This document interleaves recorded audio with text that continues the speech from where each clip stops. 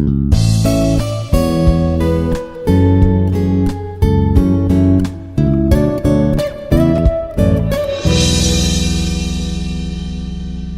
is Dr. Shankaraiah from Department of Physics.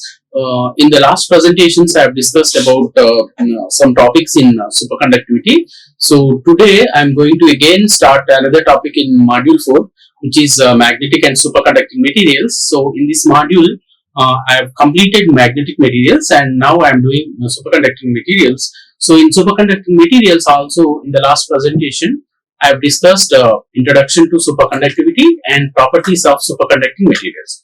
Okay, so today's topic is type 1 and type 2 superconductors. So classification of superconductors. So this is today's presentation topic.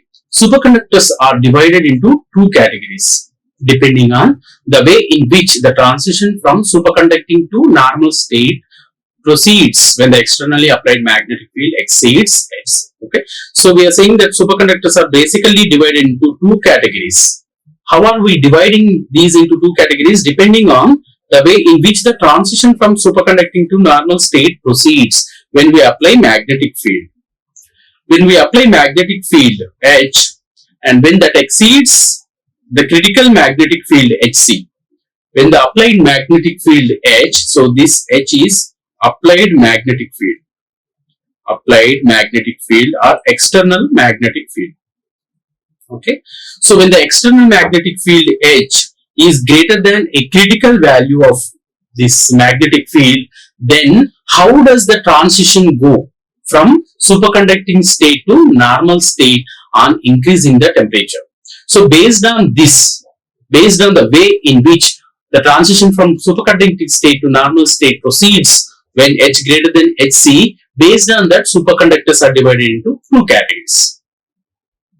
Type 1 superconductors and type 2 superconductors. So the two categories are type 1. Type 1 superconductors is number 1 and number 2 is type 2 superconductors. Based on the way the transition from superconducting state to normal state proceeds when we apply magnetic field H greater than Hc, these superconductors are classified into two categories, type 1 superconductors and type 2 superconductors. So type 1 superconductors, the transition from the superconducting state to normal state in the presence of magnetic field occurs sharply at the critical value of Hc. Okay, so in type 1 superconductors, when we apply magnetic field H, when the field greater than the value of critical field Hc, then the transition from superconducting to normal state occurs sharply. Very important. So when the transition from superconducting state to normal state occurs sharply, those superconductors are called as type 1 superconductors. Okay. So type 1 superconductors are the ones which have sharp transition when H greater than Hc from superconducting state to normal state. So that is shown here in this picture. Okay. So yeah, so this is I am showing the resistance. We know that superconducting material is going to exhibit zero resistance, right, below some critical field. So resistance on y-axis and critical field on x-axis. So when the field H, applied field H is greater than the value, greater than or equal to this Hc, you see the transition gone from superconducting to normal state.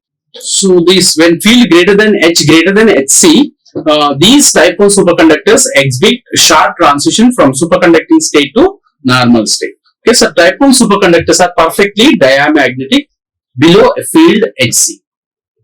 Okay, so when H less than Hc, these type of superconductors are superconducting in the superconducting state. When H greater than Hc, this material will go from superconducting to normal state very sharply. The transition occurs sharply, and these type of superconductors exhibit perfectly diamagnetic behavior and completely expel the magnetic field from the interior of the superconducting phase. So up to the critical field Hc, the magnetization of the material grows in proportion to the external field and then abruptly drops to zero at the transition to the normal state. So this is the graph of resistance versus a critical field, here it is clear that the material goes from superconducting state to normal state when H is greater than or equal to Hc very sharply from superconducting state to normal state. Similarly, we are plotting the magnetization. The magnetization versus the external field. We find that as the field increases from 0 to Hc, the magnetization of the material increases.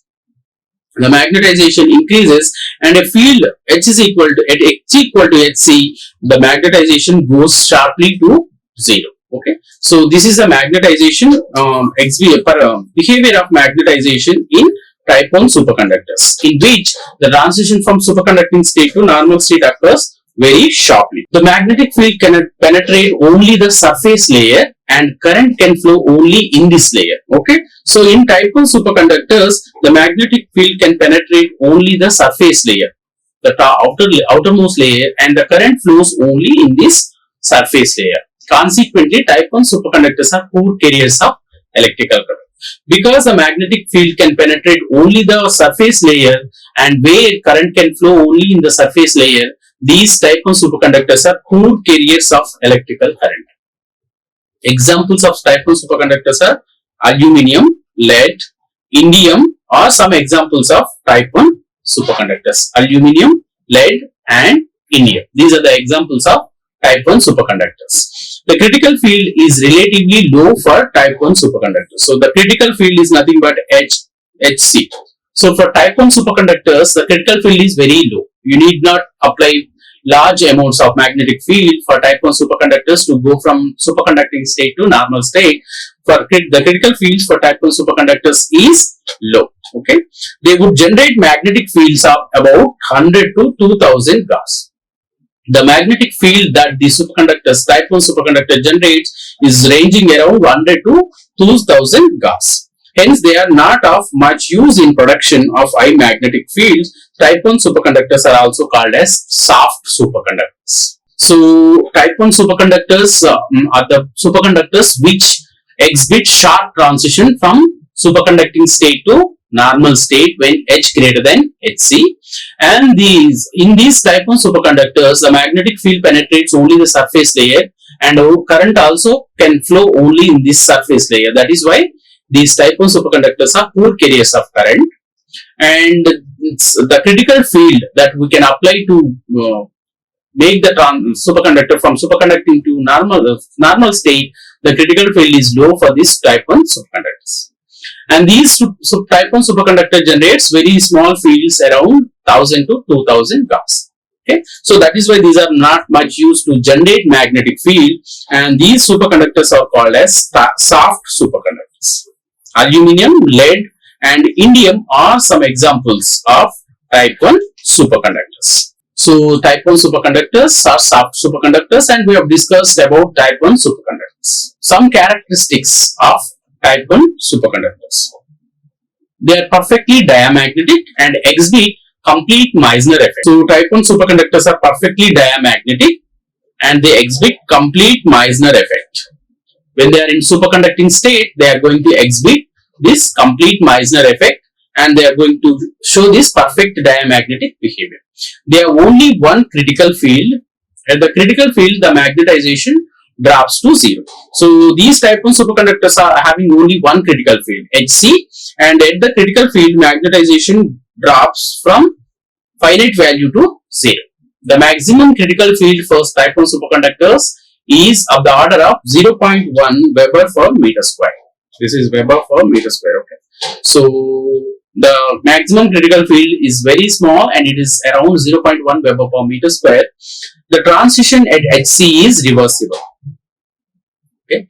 So the transition from superconducting state to normal state as field increasing, as field H greater than Hc, or as you decrease the field from Hc to below Hc, the transition from normal state to superconducting state can also occur. So that's why we are saying the transition is reversible.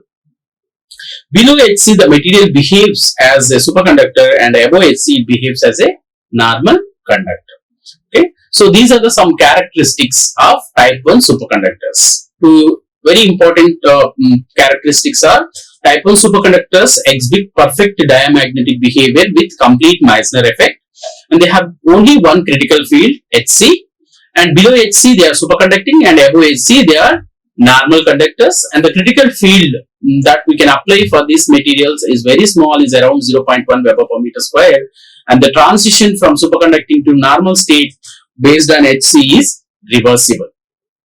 So the disadvantages of the superconductors is type 1 superconductors cannot carry large current and hence are not much used in producing high magnetic field. So this is the disadvantage of type 1 superconductors, because they are not able to carry the current, because magnetic field can penetrate only the surface layer of these type 1 superconductors.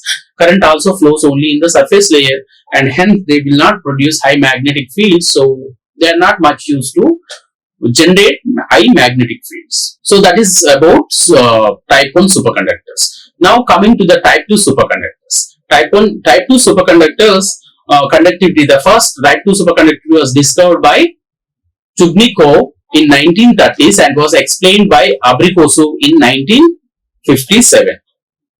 Okay. So this type 2 superconductivity was discovered by Chubnikov and in 1930 and was explained by Abrikosov in 1957. So that type 2 superconductivity is explained by Abrikosov in 1957. Type 2 superconductors are characterized by two critical fields. Okay. Type 1 superconductors have only one critical field Hc. Below it is superconducting and above Hc it is normal. Now type 2 superconductors have two critical fields Hc1 and Hc2. So here is a plot of resistance. So this is the resistance on y-axis, and on x-axis you see there is a critical field, and we have two critical fields Hc1 and Hc2. So now as H increases to Hc1, you see the resistance was 0 in the beginning and it started increasing. It started increasing in a gradual way. The resistance increases gradually to a finite value at Hc2. Okay. In type 2 superconductors, we have a sharp transition from resistance 0 to a finite value, whereas in type 2 superconductors, the resistance goes from 0 to a finite value in a gradual way. Okay. So this is the behavior of resistance in type 2 superconductors. Similarly, we have magnetization in versus minus mu minus m. Okay. This is minus m on y-axis and external field H on x-axis. Okay, so in the beginning where the material is in superconducting state, so the magnetization increases minus m. The minus m that increases in the material in the beginning from 0 to a finite value up to Hc1, and at Hc1 it decreases gradually to 0 and it becomes 0 at Hc2. So this is the magnetization, reverse magnetization in type 2 superconductors versus applied magnetic field. So what I am saying is this is minus m basically. So in the superconducting state up to Hc1 this material, so up to Hc1 it is superconducting state. Okay, so H less than Hc1, the material is in superconducting state. Okay, so the material is in superconducting state.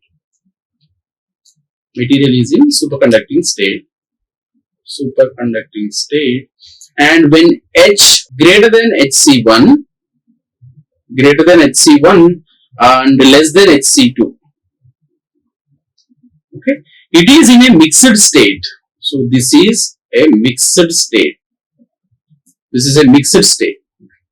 Between Hc1 and Hc2, the material is in a mixed state. Okay. So between Hc1 and Hc2, it is in mixed state, and for H greater than Hc2. So this is a mixed state, and H greater than Hc2, you have a normal state.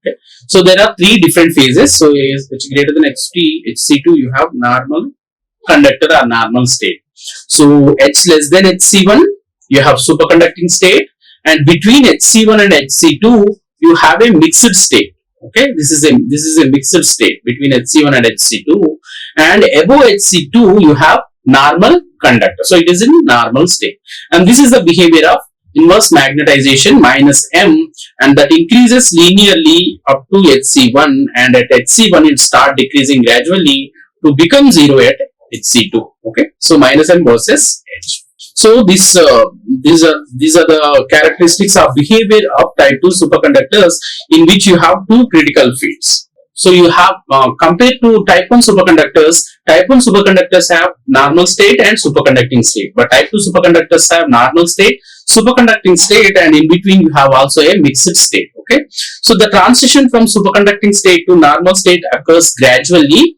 as the magnetic field is increased from Hc1 to Hc2, as shown in figure. So this is type 2 superconductor. The magnetization of the material grows in proportion to the external field up to the lower critical field Hc1. Okay, so the magnetization of the material grows in proportion to the external field. As we apply the field up to Hc1, the magnetization also increases. So the magnetization also increases linearly as we increase the field up to Hc1. Okay, so this is where Hc1 occurs. Okay. Now the external magnetic flux is expelled from the interior of the material till then. So until this, the magnetic field that we apply is expelled. Okay, and at Hc1 the magnetic field lines begin penetrating the material. So at this at H equal to Hc1, slowly the magnetic flux lines start entering through the material, and as the field increases further, the magnetic flux through the material increases. Okay, at the upper critical field Hc2, the magnetization vanishes and the external field has completely penetrated and destroyed the superconducting state. So as we increase the field further and further, the magnetic flux lines pass through the material, and at another field of Hc2, the magnetic flux lines pass through the material completely, and the superconducting state destroys, and the material is going to transit from superconducting state to normal state. In the region between Hc1 and Hc2, the material is in a magnetically mixed state, but electrically it is superconductor. So in terms of magnetization between Hc1 and Hc2, it is in mixed state, but electrically speaking, between Hc1 and Hc2, the material is in superconducting state. So Hc2 can be as high as 20 to 50 Weber per meter square. So the critical field that you can apply at Hc2 is 20 to 50 meter per Weber square, and the retention of superconductivity in such high magnetic fields make type 2 superconductors very useful in applications of creating high magnetic fields. So these type 2 superconductors we can apply the high magnetic fields to these type 2 superconductors, and the retention of such superconductivity in the presence of such high magnetic fields makes these type 2 superconductors very useful in applications of creating high magnetic fields. So transition metals and alloys consisting of niobium, silicon and vanadium exhibit this type 2 superconductivity. So the examples of type 2 superconductors are niobium, silicon and vanadium. These are the examples of type 2 superconductors. Ceramic superconductors also belong to this type 2 superconductors. Okay. So these are type 2 superconductors, and so a distinguishing feature of type 2 superconductors is that supercurrents arising in external field magnetic field can flow not only over the surface of a conductor but also in the bulk.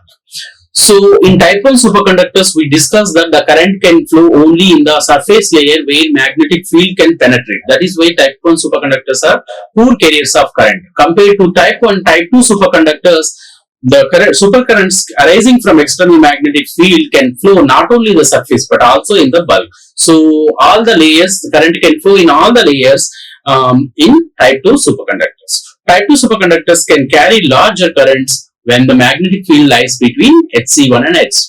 When we apply magnetic field that is in between this Hc1 and Hc2, these type 2 superconductors can carry large amounts of current. So type 2 superconductors are also called as hard superconductors. So type 1 superconductors are called as soft superconductors, and type 2 superconductors are called as hard superconductors. Some characteristics of type 2 superconductor. They have two critical magnetic fields, Hc1 and Hc2, whereas type 1 superconductors have only one critical field, Hc. These type 2 superconductors, the material is perfect diamagnetic below the lower critical field Hc1. Meissner effect is complete in this region. Above the critical field Hc2, magnetic flux enter the specimen. So below Hc1, okay, so we have resistance versus field. So below HC1, so if this is HC1, yeah, this is HC1. Below HC1, the material exhibit Meissner effect. Okay, so below HC1, so this is HC1. So below HC1, this material exhibit Meissner effect, so it is 0. So it is completely diamagnetic, and the resistance is 0, and then slowly it increases above HC1. And slowly the resistance increases to reach finite value at another critical field HC2. Okay. So that is above HC2 we have normal state, and below HC1 you have superconducting state, and between you have magnetically mixed state. Above HC1 they do not show complete Meissner effect, and therefore do not behave as perfect diamagnetic materials. They exhibit in an intermediate state in between the critical fields HC1 and HC2. Okay, these type 2 superconductors exist in the intermediate state or in mixed state between HC1 and HC2. This intermediate state is a mixture of the normal and superconducting state magnetically, but electrically the material is a superconductor. So magnetically speaking, this material is mixture of both superconducting and normal state, but electrically it is a superconductor. That means the resistance is 0. At HC2, the magnetization vanishes and the specimen returns to normal conducting state. Above HC2 or at HC2, H greater than or equal to HC2, the material magnetization vanishes and the specimen returns to its conducting state. So from superconducting state to mixed state, and then above HC2, this material is going to become a normal conductor. Okay, the upper critical fields is very high and is of the order of 30 Weber per meter square. So they are used in applications of generating very high magnetic field. So type 1 superconductors are poor carriers of current, and they are not useful in applications like generating magnetic fields, whereas type 2 superconductors are they carry very good current between HC1 and HC2. So that is why these type 2 superconductors can be used in applications where we need to generate high magnetic fields. So the comparison between type 1 and type 2 superconductors. In type 1 superconductors, type 1 superconductor exhibit Meissner effect, complete Meissner effect, whereas type 2 superconductor do not exhibit complete Meissner effect. Type 2 superconductors exhibit Meissner effect only below HC1. They are complete Meissner effect.